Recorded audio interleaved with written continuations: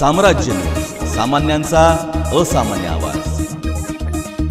एकादशी कार्तिकी यात्रेनिमित्त श्री विठ्ठल रुक्मिणी मंदिर समितीच्या वतीने श्री नामदेव पायरी, श्री विठ्ठल सभा मंडप, श्री विठ्ठल आणि रुक्मिणी मातेच्या गाभाऱ्यात सुंदर आणि आकर्षक अशी फुलाची आरास करण्यात आली आहे।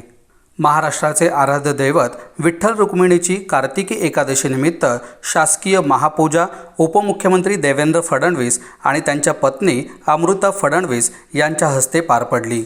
यावेळी महसूल मंत्री तथा सोलापूर जिल्ह्याचे पालकमंत्री राधाकृष्ण विखे पाटील, सार्वजनिक आरोग्य मंत्री डॉक्टर तानाजी सावंत, आमदार हरिभाऊ बागडे, बबनराव पाचपुते, सुभाष देशमुख, रणजितसिंह मोहिते पाटील, समाधान अवताडे, सचिन कल्याण शेट्टी, पृथ्वीराज देशमुख, सुनील कांबळे, गोपीचंद पडळकर, राणा जगजितसिंह पाटील, जिल्हाधिकारी मिलिंद शंभरकर, कोल्हापूर परिक्षेत्राचे विशेष पोलीस महानिरीक्षक मनोज कुमार लोहिया, जिल्हा पोलीस अधीक्षक शिरीष सरदेशपांडे, जिल्हा परिषदेचे मुख्य कार्यकारी अधिकारी दिलीप स्वामी, अप्पर जिल्हाधिकारी तथा मंदिर समितीचे कार्यकारी अधिकारी संजीव जाधव, मंदिर समितीचे सदस्य उपस्थित होते। गोरगरीब जनता, कष्टकरी आणि शेतकऱ्यांवर येणारी संकटे दूर होऊन तो सुजलाम सुफलाम व्हावा यासाठी शक्ती आणि आशीर्वाद द्या असे साकडे उपमुख्यमंत्री देवेंद्र फडणवीस यांनी कार्तिकी एकादशी निमित्त आयोजित शासकीय महापूजेप्रसंगी विठ्ठल चरणी घातले।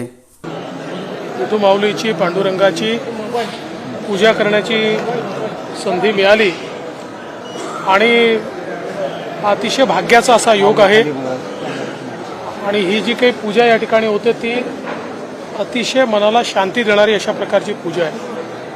आणि पांडुरंगाला आमचं नेहमी एकच साकडं असतं, कारण हा सामान्य माणसाचा देव आहे, शेतकऱ्याचा कष्टकऱ्याचा देव आहे। त्यामुळे त्या शेतकऱ्यांच्या कष्टकऱ्यांच्या आयुष्यामध्ये चांगले दिवस यावेत, त्यांचंही जीवन सुजलाम सुफलाम व्हावं याकरता कार्य करण्याची शक्ती आम्हाला मिळावी अशा प्रकारचीच प्रार्थना नेहमी आम्ही विठुमाऊलीला करत असतो। यावेळी औरंगाबाद येथील उत्तमराव साळुंखे आणि कलावती साळुंखे हे दाम्पत्य मानाचे वारकरी ठरले।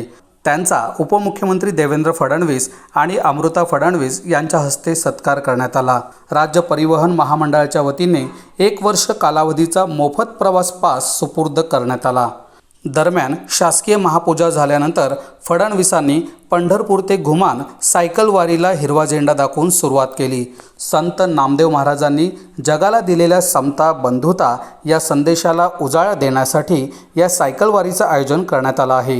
ही वारी 2000 किलोमीटर प्रवास करणार असून महाराष्ट्र आणि उत्तर भारतातलं स्नेह वाढवणारी ठरेल असे प्रतिपादन उपमुख्यमंत्र्यांनी केलं आहे।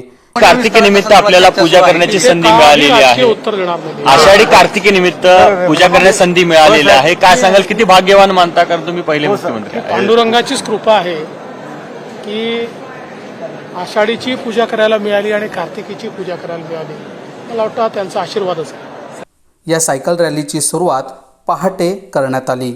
यावेळी मंदिर समितीच्या वतीने पालकमंत्री राधाकृष्ण विखे पाटील, सार्वजनिक आरोग्य मंत्री डॉक्टर तानाजी सावंत आणि लोकप्रतिनिधी तसेच प्रमुख वरिष्ठ अधिकाऱ्यांचा सत्कार यावेळी करण्यात आला।